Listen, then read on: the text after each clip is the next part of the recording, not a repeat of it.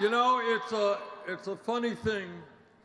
31 years ago today, we won the mayoral race in Burlington, Vermont.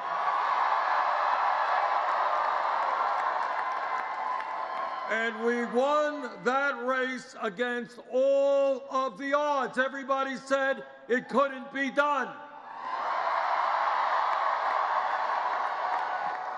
And when we began this race for the presidency, everybody said it couldn't be done. But tonight, I tell you with absolute confidence, we are going to win the Democratic nomination.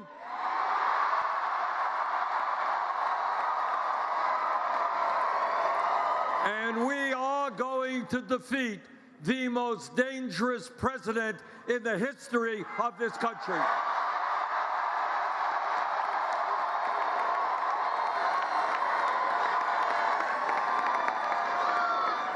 We are going to win.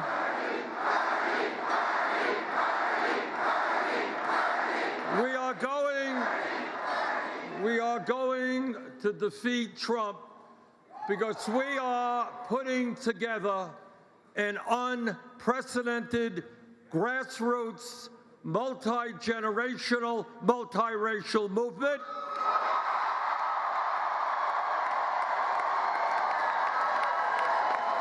It is a movement which speaks to the working families of this country who are sick and tired of working longer hours for low wages and seeing all new income and wealth going to the top 1%.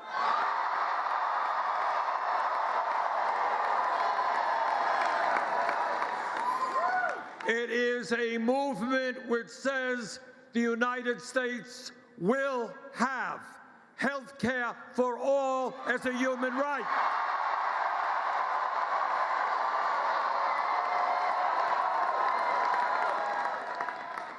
It is a movement that says we will bring major reforms in education, making sure that all of our kids can go to college without coming out in debt.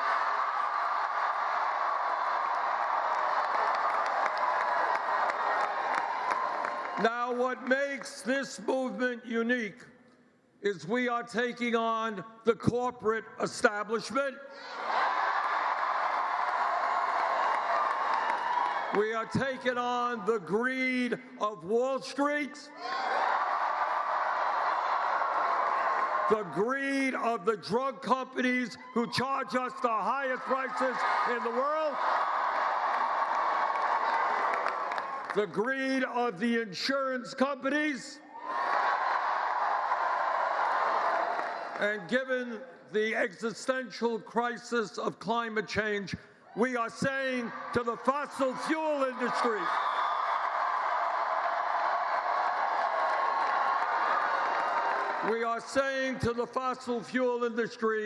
their short-term profits are not more important than the future of our country and the world.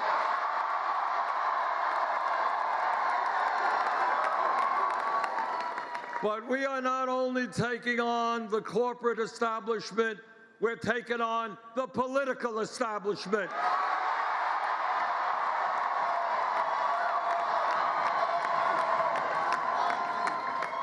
But we're going to win because the people understand it is our campaign, our movement, which is best positioned to defeat Trump.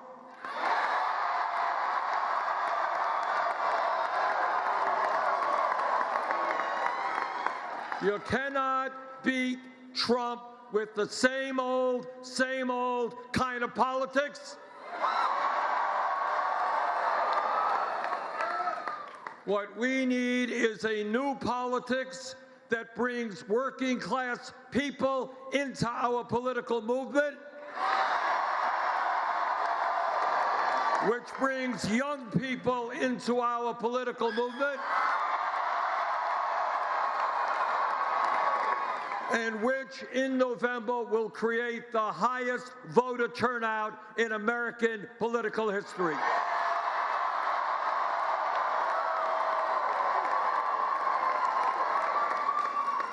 So we're going to beat Trump because this will become a contrast in ideas.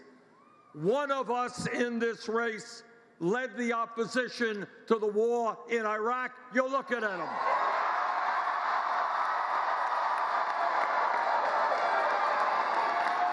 Another candidate voted for the war in Iraq. One of us has spent his entire life fighting against cuts in Social Security, wanting to expand Social Security. Another candidate has been on the floor of the Senate calling for cuts to Social Security, Medicare, Medicaid, and Veterans Programs. One of us led the opposition to disastrous trade agreements which cost us millions of good-paying jobs. And that's me. And another candidate voted for disastrous trade agreements. One of us stood up for consumers and said we will not support a disastrous bankruptcy bill. And another candidate represented the credit card companies and voted for that disastrous bill. So here we are. We have two major goals in front of us, and they are directly related. First, we must beat a president who apparently has never read the Constitution of the United States.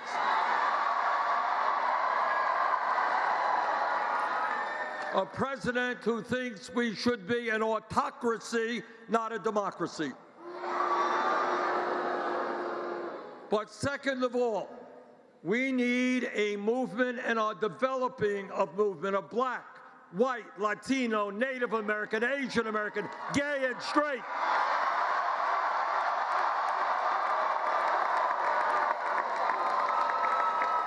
Of people who are making it clear every day they will not tolerate the grotesque level of income and wealth inequality we are experiencing.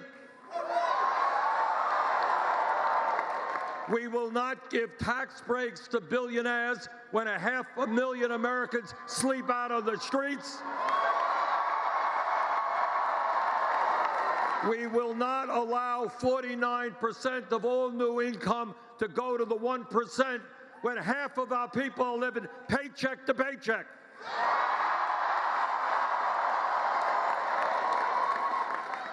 Now, I don't know what's going to happen later tonight. We're doing well in Texas right now.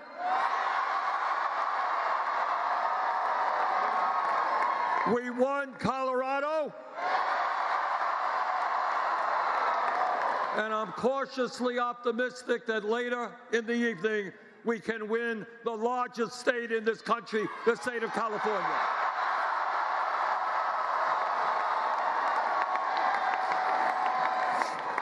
But no matter what happens, if this campaign, and I don't know what will happen, but if it comes out to be a campaign in which we have one candidate who is standing up for the working class and the middle class, we're going to win that election.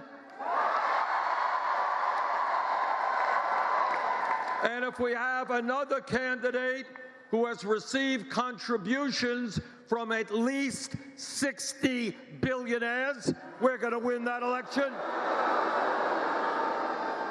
And if there is another candidate in the race who is spending hundreds and hundreds of millions of dollars, we're going to tell him, in America, you cannot buy elections.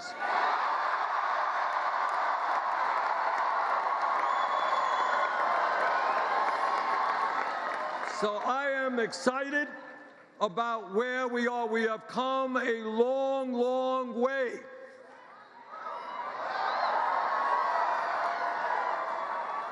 And I want to, once again, thank the great state of Vermont and all of the people in the state.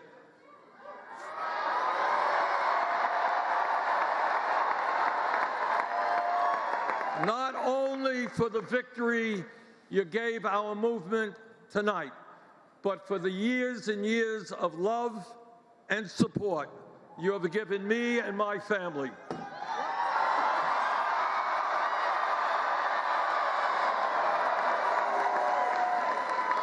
So